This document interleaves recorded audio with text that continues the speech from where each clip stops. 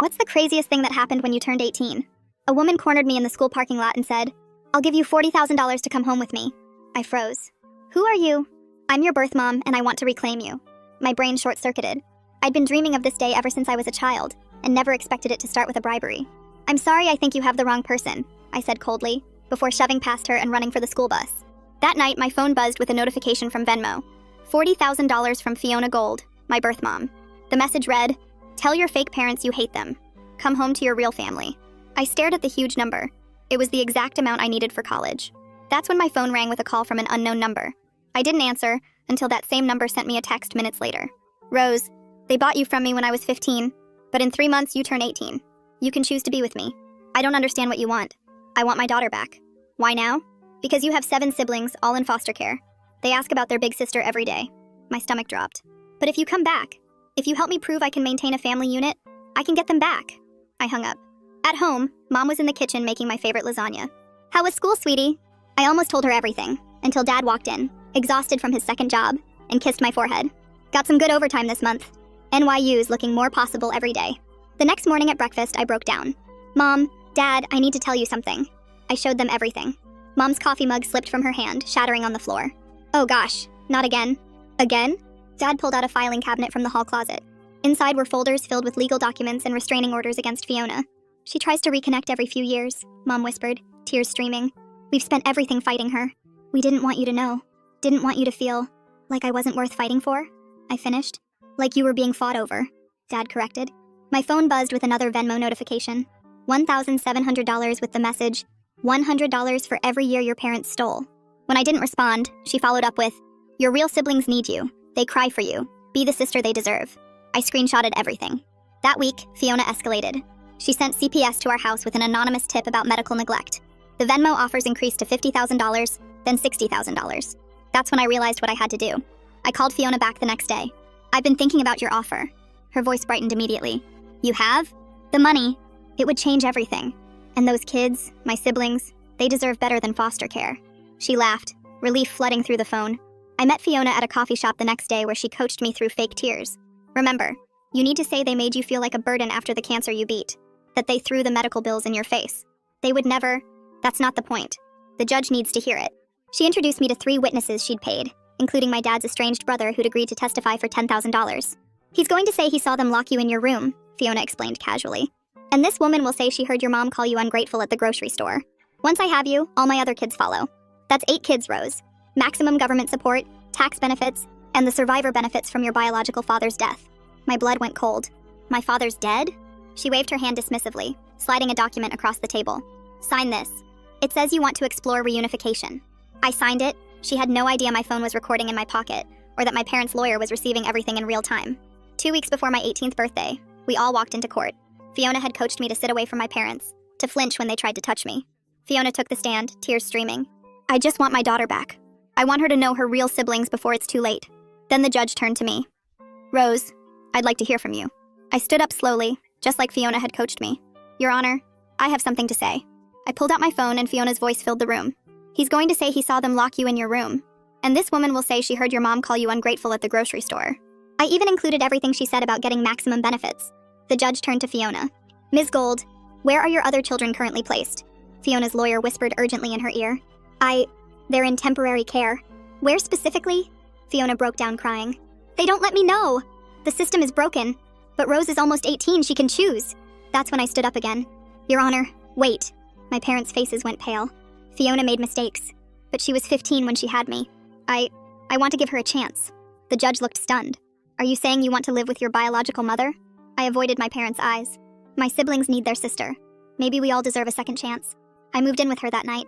My parents tried to stop me, but I was almost 18. She fell asleep smiling, thinking she'd won. But I stayed awake, staring at the ceiling of her roach-infested apartment, because I knew I had to play the long game. The next morning, I woke up to Fiona banging pots in the kitchen, and she'd cleared one corner of the counter to make breakfast. She was humming and smiling bigger than I'd ever seen anyone smile at 6 in the morning. The eggs were burnt black on one side and runny on the other, and the toast had green spots that definitely weren't supposed to be there. She poured expired milk into a glass and set it in front of me with this proud look on her face. I forced myself to swallow each bite while watching a mouse run behind the stove. She kept talking about how happy she was to finally have her baby home and how we'd make up for lost time. My stomach turned, but I nodded and smiled back at her. When she went to shower, I grabbed my phone and typed out our agreed code to my parents. Just 2 words that meant everything was okay for now, and Mom sent back 3 heart emojis instantly. I knew she hadn't slept at all because the timestamp showed she'd been online all night. I took photos of everything in the apartment, the roaches crawling up the walls, the mold in the corners, the broken window held together with duct tape. My fingers moved fast as I emailed Derek every detail from the night before, attaching the photos and screenshots of Fiona's latest Venmo attempts. He wrote back within minutes telling me to keep documenting but not to take any risks that might make her suspicious. At the school, I sat in math class staring at the same equation for 20 minutes without writing anything down. Hope Bailey noticed from across the hall during passing period and pulled me into her office. She didn't ask questions, just told me I could use her office anytime I needed quiet space or just wanted to sit. Her eyes said she knew something was wrong, but she wouldn't push until I was ready to talk. That afternoon, a woman named Leslie Kramer called and said the court had assigned her as my guardian ad litem. She explained her job was to figure out what was actually best for me, not what either set of parents wanted. She scheduled meetings at both houses and mentioned she'd seen lots of cases where money became the real issue instead of the child. 2 days later, I was doing homework at Fiona's kitchen table when someone knocked hard on the door. Kelly Roy from CPS walked in with a clipboard and started taking photos before Fiona could even object. She documented the roaches scattering when she opened cabinets, the black mold growing in the bathroom, the locks that didn't work.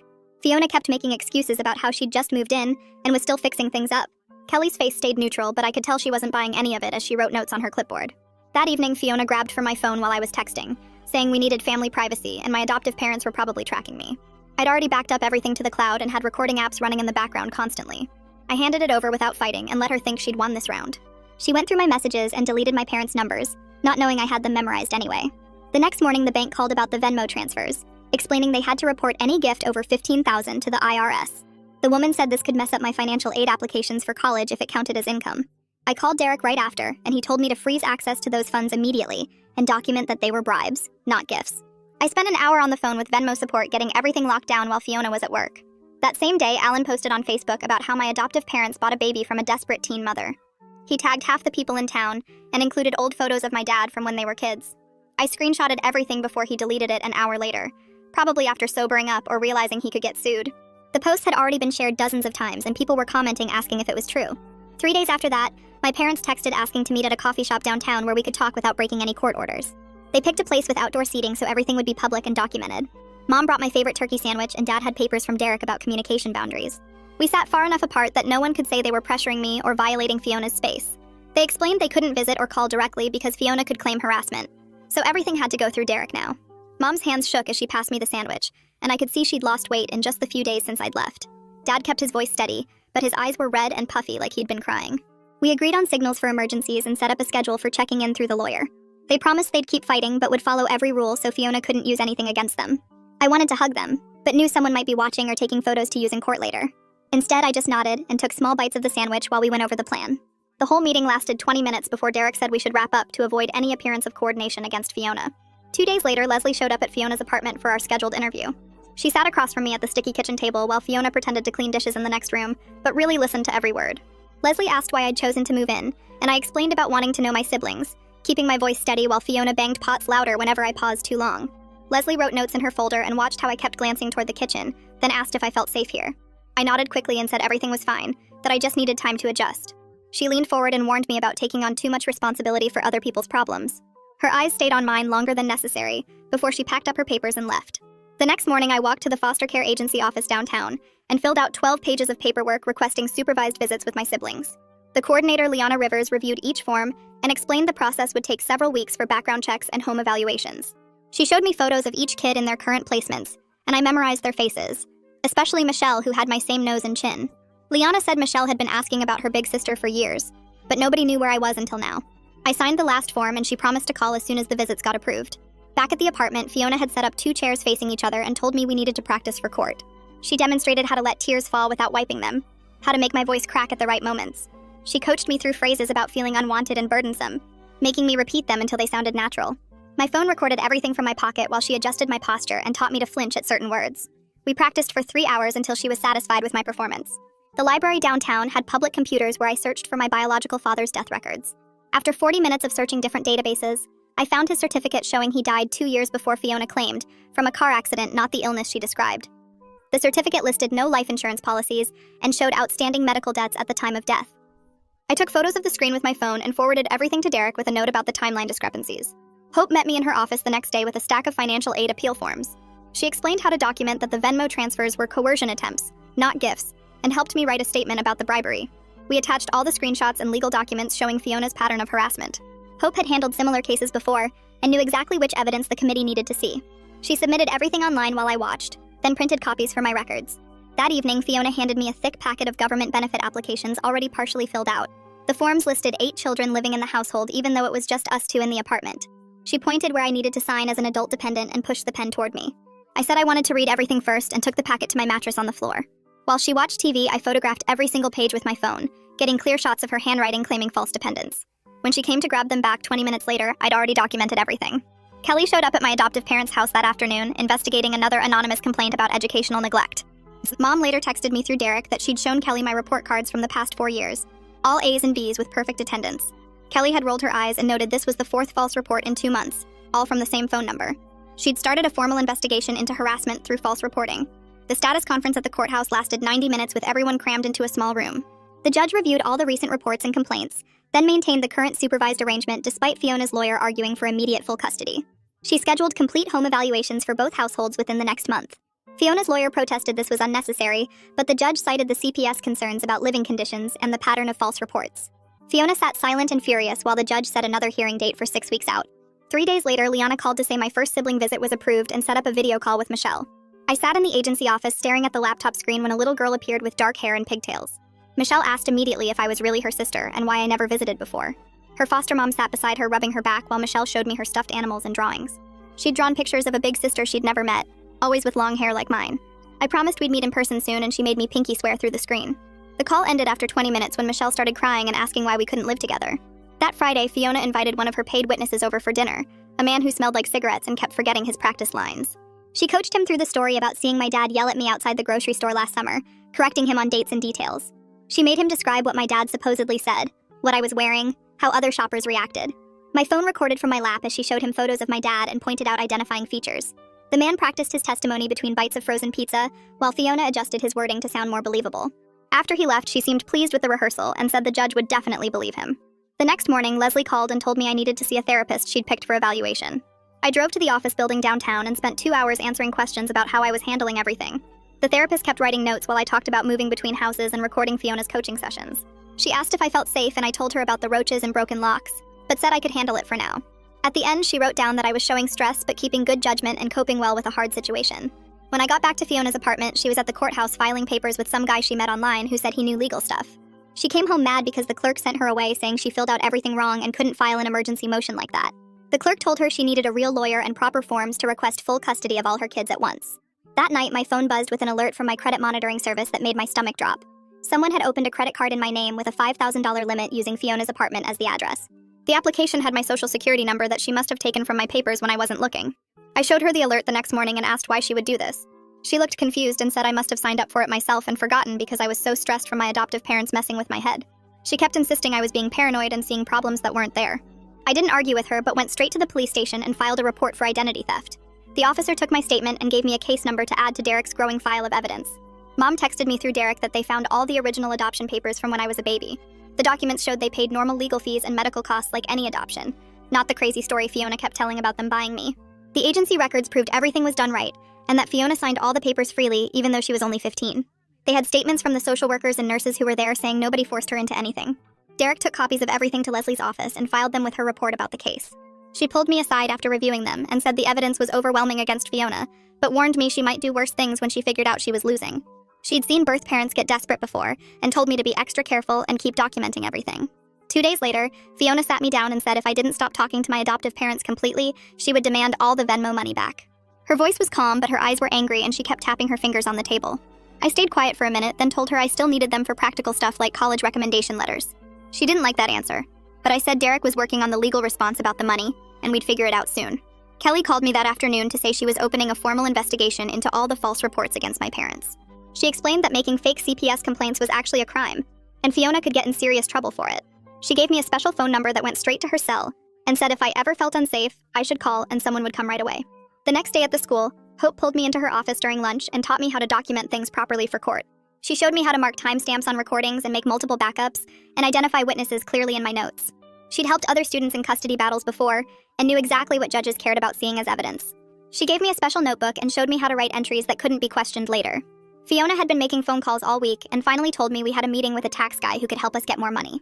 We drove to this office in a strip mall where a man in a wrinkled shirt explained how to claim all 8 kids as dependents on tax forms. He kept talking about maximum benefits and deductions while showing us forms on his computer screen. Fiona nodded along and asked about claiming kids who didn't live with her yet but would soon. The man said that was fine as long as nobody checked too closely and started explaining how to make it look real on paper.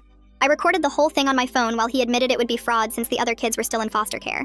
He even joked about how the government never really checked these things if you did it right. Fiona paid him in cash and took a stack of forms he printed out for her to fill out later. On the drive home, she was excited about all the money we'd get back and started planning what to buy with it. I kept quiet and sent the recording to Derek as soon as I got to my room. The walls were so thin I could hear her on the phone with someone talking about how she'd have all her kids back soon, and the money would start rolling in. That night, I couldn't sleep thinking about what she said about my biological father's death and survivor benefits. I grabbed my laptop and started searching government websites about Social Security survivor benefits and life insurance policies. The Social Security website said minor children could get benefits if a parent died, but only if that parent had worked enough quarters to qualify. I searched my biological father's name and found an obituary from 6 years ago saying he died in a motorcycle accident with no life insurance and left behind significant medical debt from his final hospital stay. The article mentioned he'd been unemployed for 2 years before his death and had no assets. I took screenshots of everything and realized Fiona had been lying about money that never existed. Over the next few days, I gathered all my evidence into one massive file on my laptop. I had recordings of Fiona coaching witnesses, screenshots of her Venmo bribes, photos of the apartment conditions, copies of the fake CPS reports Kelly had confirmed, documentation of the credit card fraud, and now proof that the survivor benefits were completely made up. I organized everything into folders with clear labels and timestamps, then made multiple backup copies on flash drives I kept hidden in different places. Leslie and Kelly both needed to see this, but I had to be careful about when and how to share it. Wednesday morning, I was in the shower when I heard Fiona going through my stuff in the bedroom. I rushed out with shampoo still in my hair to find her dumping my backpack on the floor and reading printed emails between me and Derek about the legal case. Her face turned red and she started screaming that I was a traitor and a spy just like everyone else who'd ever left her. She threw my textbooks into the hallway and ripped up my homework while calling me every name she could think of. I grabbed my phone and laptop before she could destroy them and shoved them in my school bag while she kept yelling about how I'd betrayed her after she'd given me everything. The neighbors started banging on the walls telling her to shut up, but she just got louder. I got dressed as fast as I could and ran out while she was still throwing my things around. After that, I started staying at the school as late as possible every day. Hope let me use her office to do homework and study for tests while avoiding the apartment. She never asked questions, but always had snacks in her desk drawer that she'd leave out for me. Around 6 every evening, Mom would text that she was in the parking lot with dinner. We'd sit in her car eating takeout and talking about normal stuff like my classes and college applications while carefully not mentioning Fiona. Mom would slip me clean clothes and toiletries in a bag that I'd hide in my locker. Then I'd wait until 8 or 9 before going back to Fiona's place when I knew she'd either be passed out or watching TV. Thursday, the home evaluator showed up for the scheduled visit that Fiona had been preparing for all week. She'd cleaned the living room spotlessly and cooked an actual meal that didn't come from a box. She'd even bought flowers for the table and put on nice clothes instead of her usual stained sweatpants. The evaluator walked through taking notes while Fiona explained how she was creating a loving home for her daughter. But when he opened the cabinet under the kitchen sink to check the plumbing, roaches scattered everywhere across the floor. He took photos of them running up the walls and across the counter where the food was sitting. Fiona tried to say they must have just come from next door, but he kept taking pictures of the bugs and the mouse droppings he found behind the stove. My phone buzzed constantly with texts from Fiona that changed every few hours. One message would say she loved me and wanted to be the mother I deserved, and how we could build a beautiful life together. An hour later, she'd send paragraphs calling me ungrateful and selfish and threatening to destroy my adoptive parents in court if I didn't start showing her respect. Then she'd switch back to saying she forgave me and understood I was confused because of their manipulation. I screenshotted every single message and forwarded them to Derek without responding to any of them. The credit bureau finally called to confirm they were removing the fraudulent account from my record after their investigation. The detective assigned to my identity theft case wanted to meet for a formal statement about the credit card application. I went to the police station and told him just the facts about finding the account, when it was opened, and that I hadn't authorized it. He asked if I knew who might have done it, but I just said the address on the application was where I was currently staying and left it at that. Leanna called Friday afternoon with good news about my sibling visitation request. She said it had been approved and I could meet Michelle in person next Tuesday at the agency office with supervision. She explained that Michelle had been through 4 different foster homes in 2 years and had trust issues from all the moves. She warned me to keep my expectations realistic and not push too hard for connection right away. Michelle might not even want to talk at first, and that would be okay. Monday morning, we all went back to court for another hearing about the custody situation. The judge reviewed all the reports from CPS, the home evaluator, and Leslie's recommendations. She ordered Fiona to attend parenting classes every week and complete financial counseling before any custody changes could happen. Fiona jumped up and started arguing, but the judge warned her about contempt. She stormed out of the courtroom yelling about corruption, and her lawyer had to chase her into the parking lot to calm her down. That afternoon, Derek called with advice about my living situation. He suggested I file a request for modified arrangements where I could split time between both households while the case continued. This would give me legal breaks from Fiona while still showing the court I was trying to make the relationship work. I packed a bag that same night and told Fiona I needed my computer for a school project. She watched me from the couch while I grabbed clothes and notebooks. Her eyes tracked every move I made around the apartment. At my parents' house, Mom had my favorite dinner ready, and Dad cleared space at his desk for me to study. The next morning, I went back to Fiona's place and she was waiting by the door. She asked why I didn't come home last night, and I explained about the big history paper due Friday. Her face got tight, but she couldn't really stop me since the court hadn't said I couldn't go places. This became my new pattern for the next week. I'd spend one night at Mom and Dad's house for school stuff, and then go back to Fiona's roach-filled apartment. Each time I left, Fiona got more upset and started sending angry texts about loyalty and real family. Tuesday morning, she cornered me in the kitchen and shoved her phone in my face. The Venmo app was open, showing the frozen $60,000. She said the landlord was threatening to kick us out if she didn't pay rent by Friday. I took screenshots of her messages about needing the money and told her the bank had frozen it during their investigation. She grabbed my shoulders and shook me hard enough that my teeth clicked together. She screamed that I was ruining everything just like my adoptive parents taught me. I pulled away and ran to my room, locking the door while she pounded on it. That afternoon, my phone started blowing up with notifications from Facebook and Instagram. Alan had posted screenshots of old family photos with long rants about ungrateful kids who forget where they came from. He called me a spoiled princess who chose money over blood and tagged everyone we both knew. The comments were getting nasty with people I'd never met calling me terrible names. I took screenshots of everything and saved them in a folder labeled defamation evidence, but didn't respond to any of it. Derek had told me not to engage online since it could make things worse in court.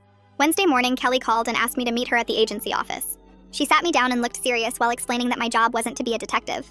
She said the court had professionals to investigate Fiona, and I needed to focus on staying safe. She gave me a card with a special phone number that would connect directly to emergency services if Fiona got violent. She made me program it into my phone and practice calling it 3 times. She also set up a code word system where if I texted homework help to her number, someone would come get me immediately.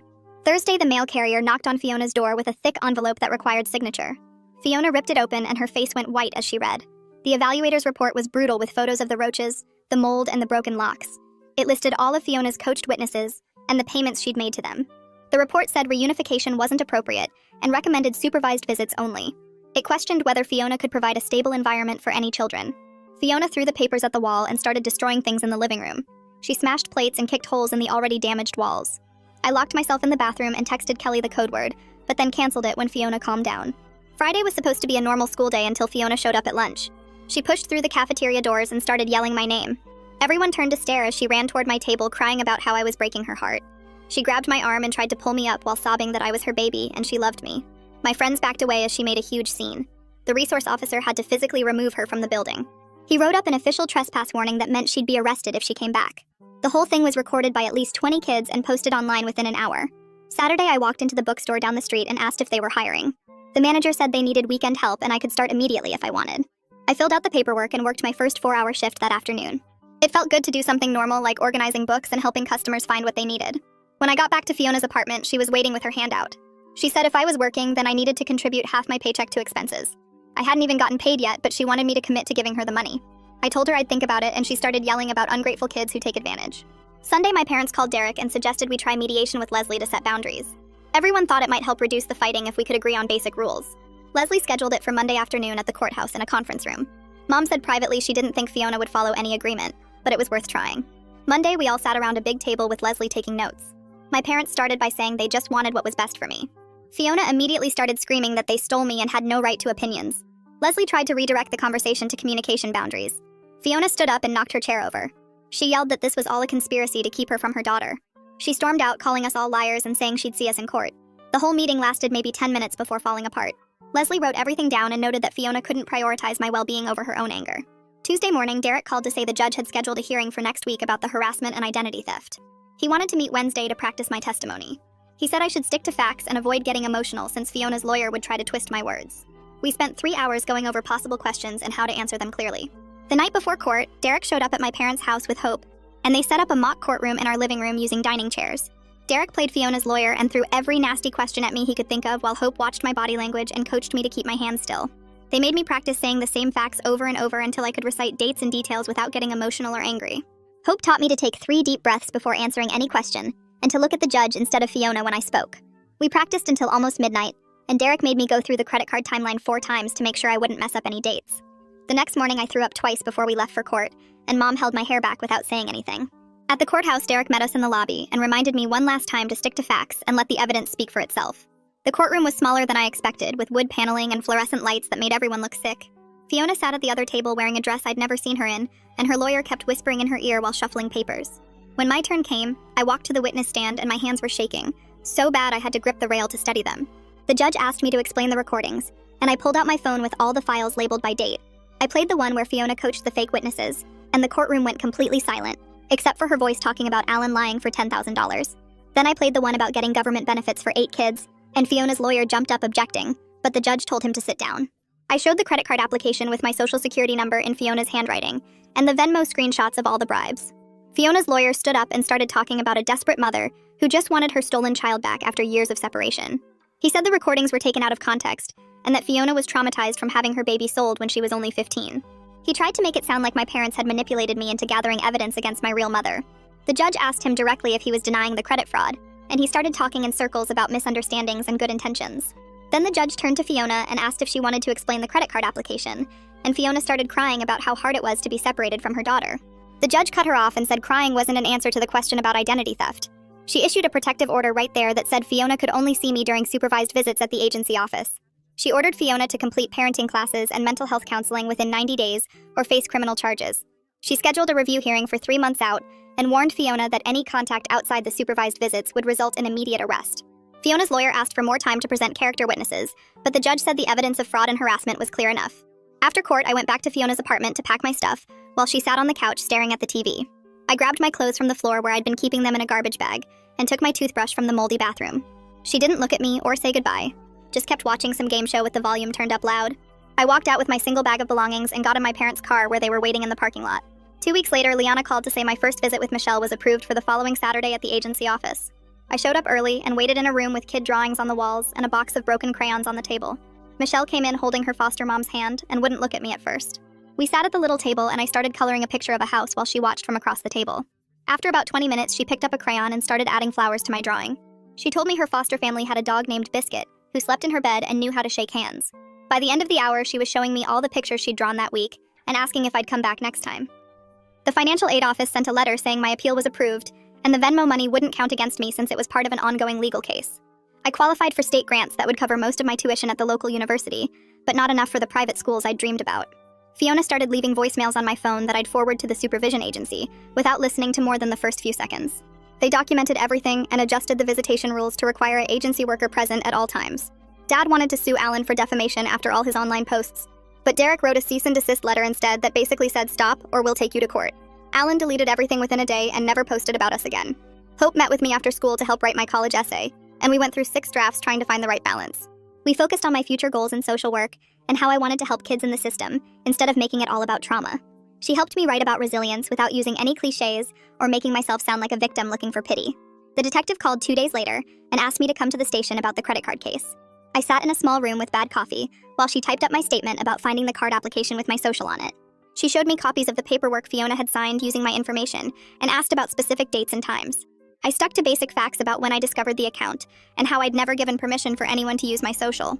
She told me Fiona would probably just get probation if they convicted her, but at least there'd be a record if she tried anything again. Leslie met with me and my parents the next week to talk about long-term plans for the sibling visits. She pulled out a calendar and marked monthly supervised visits with Michelle and the other kids who wanted to see me. She also penciled in quarterly sessions where Fiona could be present if she followed all the court requirements and stayed in counseling. It wasn't perfect, but it meant I could keep seeing my siblings without Fiona using them against me. 3 months passed before the review hearing where we'd see if Fiona had done what the judge ordered. She showed up in a new outfit trying to look responsible, but the court clerk read out her attendance records. She'd completed the parenting classes but missed 4 counseling sessions, saying she had work conflicts each time. The judge looked at her over his glasses and extended the supervised order for another 6 months. He told her this was her last chance to show she could put her kids first instead of herself. Meanwhile, I got my acceptance letter from the state university with a spot in their honors program. The financial aid package included scholarships that would cover most of my tuition if I majored in social work. Between that and my bookstore job, I could afford to go if I lived at home freshman year. It wasn't the fancy private school I dreamed about, but Kelly and Hope had both written recommendation letters talking about my resilience. Michelle and I had been meeting every month at the agency office, and she'd gotten comfortable enough to hug me when I arrived. At our visit before my birthday, she pulled out a card she'd made with construction paper and glitter that said, "Best Big Sister" in crayon. The Rivers family told me later that she talked about me all the time at home and kept asking when she'd see me again. They said having a consistent person in her life was helping her trust adults more, and she wasn't having as many nightmares. 6 months after that awful night I'd moved in with Fiona, we had a regular family dinner at home. Mom made her lasagna again, and Dad grilled steaks to celebrate his promotion that meant no more second job. We talked about my class schedule for fall and which dorm supplies I'd need even though I'd be commuting. Mom showed us pictures of her garden where the tomatoes were finally growing after 3 failed attempts. Nobody mentioned lawyers or court dates or custody battles the whole meal. I'd started seeing a therapist every other week to work through everything that had happened. She helped me understand I couldn't save all my siblings by myself and it wasn't my job to fix Fiona. Some sessions I just cried about how unfair it all was, and other times we practiced saying no to guilt trips. She taught me techniques for when I felt overwhelmed by having 2 families that would never fit together nicely. At graduation, I walked across the stage in my cap and gown while my parents cheered from the bleachers. Dad whistled when they called my name, and Mom took about 50 pictures even though I told her 10 would be enough. I thought about Michelle and my other siblings scattered in different foster homes watching their own big sister graduate. Maybe someday they'd be walking across a stage like this, knowing I'd fought to stay in their lives. The principal handed me my diploma, and I held it up for my parents to see. Everything I'd been through to get here felt worth it in that moment, even if the story wasn't close to over. All right, that's all from me today. Thanks for sticking with me and letting me throw all my questions out there. Until next time, stay curious. Like the video, it helps more than you think.